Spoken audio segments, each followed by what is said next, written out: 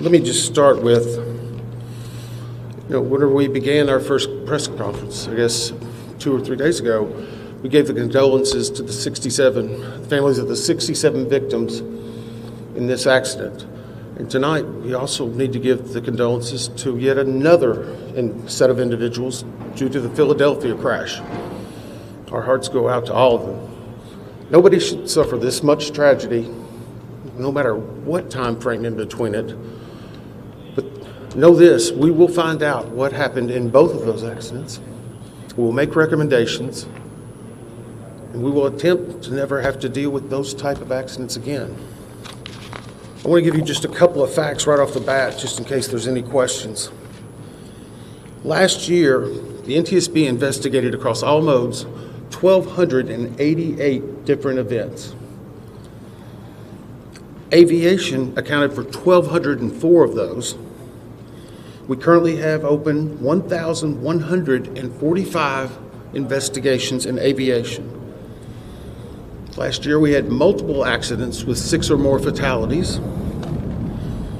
Across all of our modes, which are primarily aviation, we dealt with 343 fatalities. We currently have open 1,100 recommendations, and in aviation there are 283 that are still pending. The team that is working on this crash at DCA collectively has over 350 years of seniority with the NTSB. We will find out what happened, and we will do everything we can to prevent it. But I don't want anyone to think because we are working 2 accidents. This is what we do. Week in and week out. Just today, a lot more people are paying attention to it.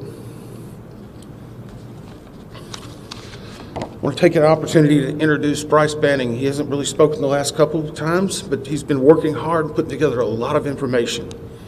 Bryce joined the NTSB in 2012 as a senior aircraft investigator. He's been the investigator in charge on hundreds of aircraft investigations. He's an airline transport pilot with commercial privileges for single-engine land and sea, certified flight instructor, multi-engine instructor, and instrument instructor. He's also a certified airframe and power plant mechanic. Bryce has accumulated over 8,000 hours of flight time in all types of aircraft, ranging from Pipers to Navajos, King Airs, and Lear. He's served in multiple management positions for multiple airlines, and he has been leading this team since the inception.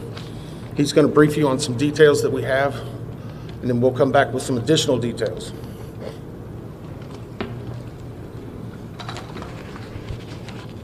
Thank you. The flight data recorder and the cockpit voice recorder from the PSA aircraft were recovered on Thursday in the late afternoon by the FBI dive team. The CVR and the FDR were provided to engineers at the NTSB Vehicle Recorders Division immediately after recovery. Both the FDR and the CVR were a L3 Harris Communications FA 2100 type. Both recorders are solid-state memory digital recorders. Both the CVR and the FDR were downloaded successfully. The FDR contains about 400 parameters and is currently being analyzed by a FDR working group consisting of the NTSB, FAA, and PSA. The CVR contained about 2 hours and 4 minutes of good quality audio. ADSB and FDR time were correlated. Timing will continue to be refined. Times are in Eastern Standard Time and are preliminary. The FDR captures the entirety of the accident flight. The CVR audio, because it is only 2 hours in duration, starts mid-flight. Prior to initial descent, the crew briefed the arrival for the Troops 5 arrival, followed by an ILS approach to runway 1 at DCA. Around 8:15, the aircraft left 37,000 feet for an initial descent. At 8:39:10, Potomac approached, cleared the crew for the Mount Vernon visual runway 1 approach. At 8:43:06, the crew made initial contact with the DCA tower. The tower controller then asked if the crew could switch to runway 33. After a brief discussion between the crew, they agreed to runway 33. At 8:45:27, the autopilot was disconnected.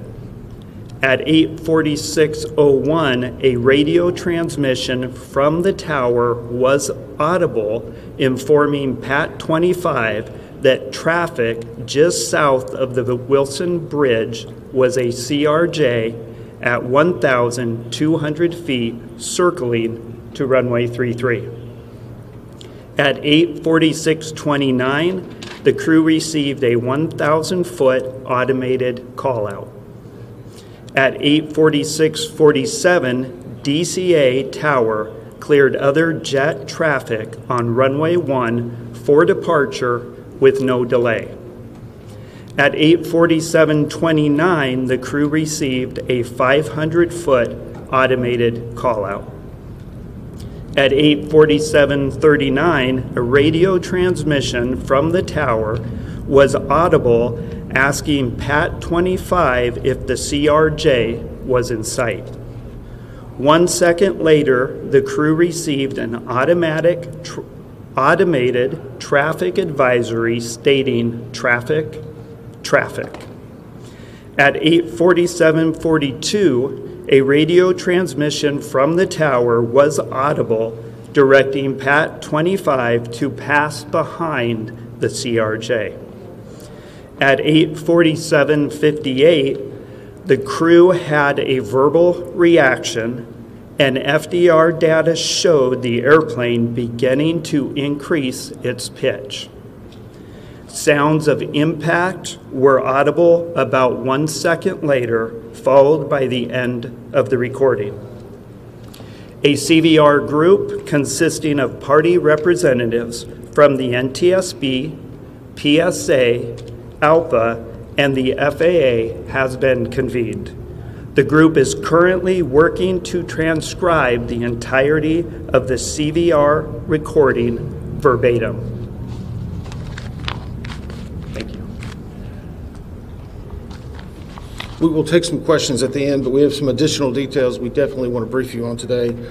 I want to clarify something that was, I think, presented by NTSB at some form, specifically around air traffic control. The Washington DCA tower was communicating out any transmission on a VHF and UHF frequency. Any transmission would come out on both bands.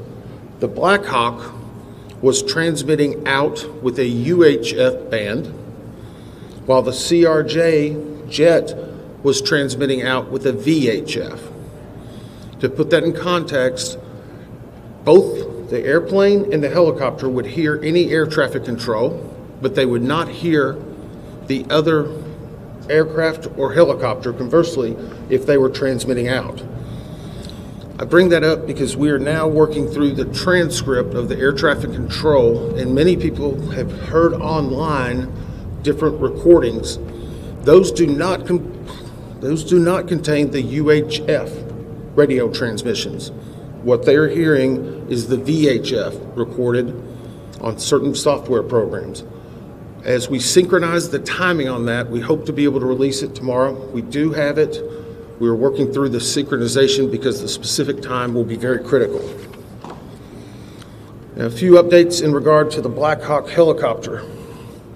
We can verify it was on a training flight that would utilize night vision goggles. We do not know at this time if the night vision goggles were actively being worn, nor what the setting may be. Further investigation should be able to let us know if that occurred and what factor it may play in the overall accident. We do know that and we announced the combination CVR and the flight data recorder was extracted last night from the aircraft. When it was brought to our lab and opened, there was a water intrusion. Again, this is not uncommon. If you recall, in the CRJ, that cockpit voice recorder also had a water intrusion. It is going through the same process of ionized water until it's put into a vacuum oven. We still are very confident we will have that data. On the Black Hawk, we can confirm that we are looking into a priority air transport, and that's where you hear PAT, that on the prior day, PAT 11 was in close contact with a Republic Air flight. The Republic Air flight rejected the landing and did a go-around. The reason we are bringing this up is our data currently shows there was over 1,000 feet of separation between those two aircraft. 1,000 feet is a good safety barrier. Obviously, the pilot made its own decision in rejecting the landing. We just wanted to bring that fact out. It will be considered in the overall evaluation of this accident. So now let's go on to controllers.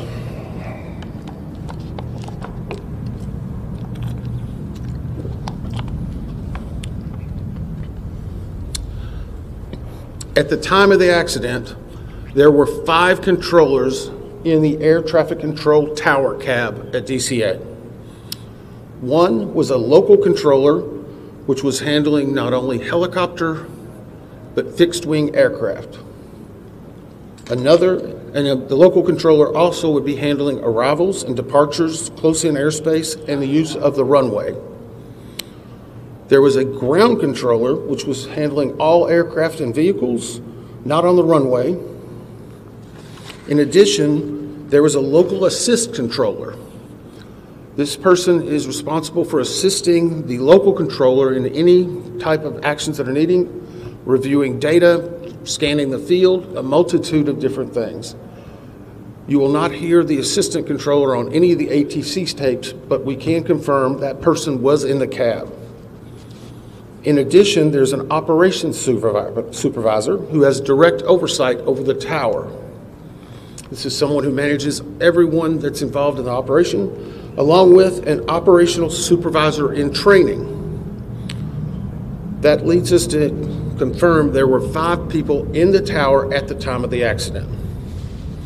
At this time, we have interviewed the local controller, the ground controller, and the local assist controller.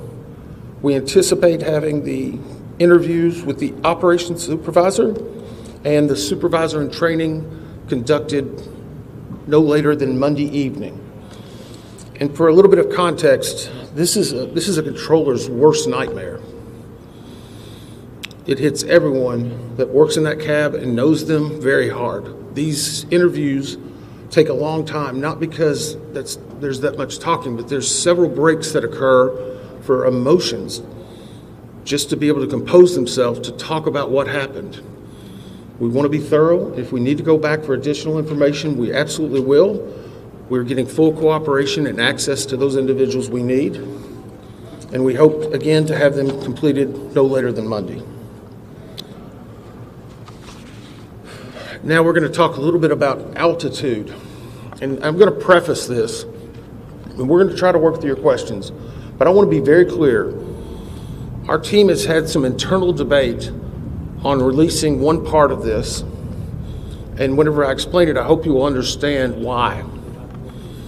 When we received the recorders from the CRJ, we were able to define an altitude of where it was very close to the time of impact. That is a data point we feel very comfortable with. We also have an initial set of information in regard to what was being seen on the cab in the control tower. We have not finalized that and need to get more granularity to it, and we currently don't have the readout from the Black Hawk. I put all that into context for you. in that whenever I give you some altitude information, one part of the three pieces we have defined. Another part we feel fairly confident but need to get more information, and a third we don't even have. Currently, the CRJ, based upon the data recorder, at the time of impact was at 325 feet, plus or minus 25 feet. This is from the belly of the CRJ. The CRJ itself is 20 feet and 8 inches from the wheel to the top of the tail. So from the belly, the CRJ at the time of impact was 325, less or minus 25 degrees. And for those who follow this closely, that is a corrected altitude. It is based on the NTSB data and the flight data recorder. Our preliminary review of what the tower cab was showing on the data screen that would have been in front of the controllers was 200 feet near the time of the accident. Again, this data is preliminary. Tomorrow, we feel very comfortable that we'll be getting the additional data sources that will confirm precisely what it would have been on the screen at the time. And I would also caution you, there's typically in the cab on that screen, it may be a 4 to 5 second refresh rate. But obviously, this is something that we're going to be looking at very closely. The third prong of that is the helicopter recorders. Between those three, whenever we have those data points finalized, we feel that we'll be very comfortable in saying exactly what altitude this occurred at. And I know that's been a lot of speculation. You may have a few questions on it, but I want to caution, we're trying to give you what information we have and we verified at that time. With that, we'll take some questions. Just one second. Ma'am? Claudia from Avgeek. So you said that the altitude, and the recorder recorded the altitude of the CRJ. Was it trying to pull up before the collision? Is that what you were saying? The question was the altitude that was read from the NTSB and the voice recorder, was it trying to pull up? I can tell you at one point very close to the impact, there was a slight change in pitch, an increase in pitch. That is something that we will get you more detail on, but it was an indication of an increase in pitch. Thank you, Todd Grady, Triple with Fox. So are you also saying that there was a 100-foot discrepancy between what the air traffic controller was seeing on the screen in front of them and what the height, the altitude of the plane? There was a 100 feet difference? So the question is, was there a 100 feet difference between what we found the plane to be operating at and the air traffic control tower? I'm saying the initial data we have on the control tower cab says 200 feet would have been visualized. This is a fairly good estimate, but it needs to be finalized. I shouldn't say estimate. It's a fairly good initial read. It needs to be finalized. And again, the CRJ was operating at 325 feet, plus or minus 25. And how common is it that the two aircraft would be operating on different frequencies with the same control tower? The question is, how common would it be that the two aircraft would be operating on separate frequencies? It is completely common. Military operates on one frequency, civilian on another. We're just trying to clarify that because you're only reading something or hearing some things online, so we're trying to get out and dispel some myths. Yes, sir. Mr. Edmund, Dave Lavelle with DC News Now. At this point, you've given us the CRJ, but can you speculate on the altitude of the PAT at this point? We cannot the question is, can we give any information on the altitude of the PAT? We cannot at this point. Obviously, an impact occurred, and I would say when an impact occurs, that is typically where the altitude of both aircraft were at the moment. But again, whenever we have the data from the recorder, we will be able to give you more specific. And just to follow up, if I may, sir, there reports that PAT may have flown above its max limit for that airspace? So the question was, can I comment on reports that PAT may have flown above its max limits? No, because I haven't heard that. And I don't try to look at the media that much. So by not saying that, I'm not denying, but I just haven't heard it. We haven't discussed it. I'll ask the investigator in charge. Do you have any information on that? Yeah, I can provide just a little bit of context. The PAT 25 was within the lateral boundaries of a helicopter route. The ceiling of that route was 200 feet. As Member Inman said, we have not got the data out of the FDR for the Black Hawk at this time, but that's what we know. Okay, we're going to go down here. David Kaplan with Fox 5 here in DC. You mentioned as you walked through the timeline that there was a broadcast over the cockpit of traffic. Can you talk about what indications, if any, you have that the plane's anti-collision system was working?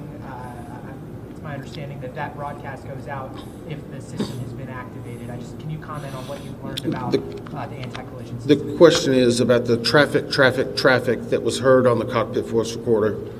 I can say this, we're defining what is inside of each system and what they were outputting.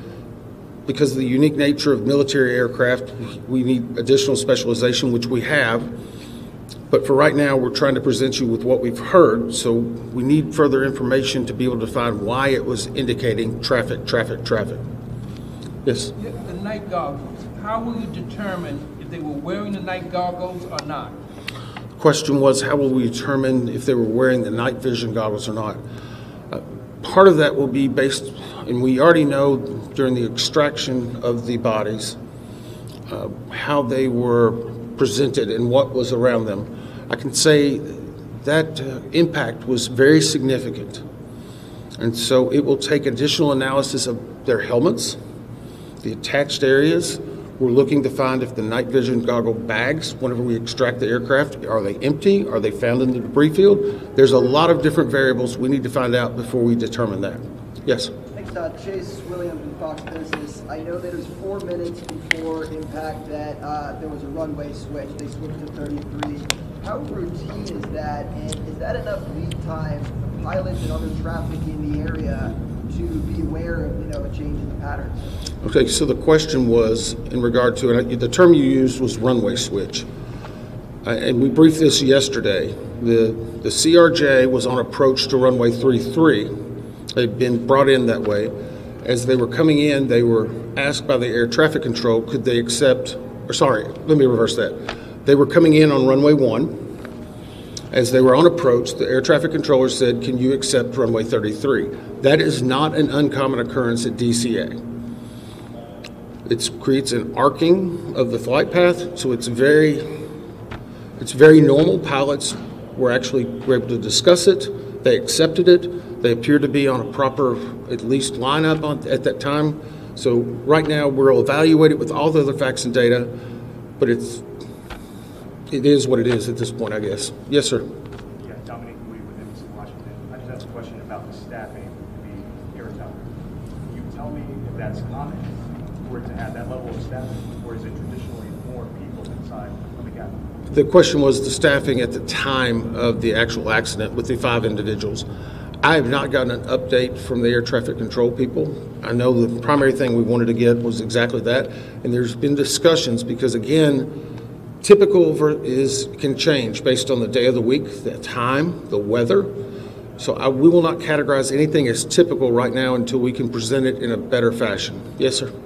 Eric Gilchrist with NBC News. If I heard you correctly, you said that the tower was able to see the airplane at 200 feet. The tower was rated at 200 feet. Did it not read where the helicopter was at the same time? The question was, it was reading the airplane. Could it not read the helicopter? It could read the helicopter. And the reason why I'm saying it could, and this is again getting into more specific information, the definition that's needed for us to evaluate that further will be downloaded tomorrow. Do you want to answer a little bit on how those control towers, or I'm happy to continue. Okay. Those monitors obviously assimilate different pieces of information. So our initial read was showing that. We're giving you the 200 feet as indicative of the CRJ.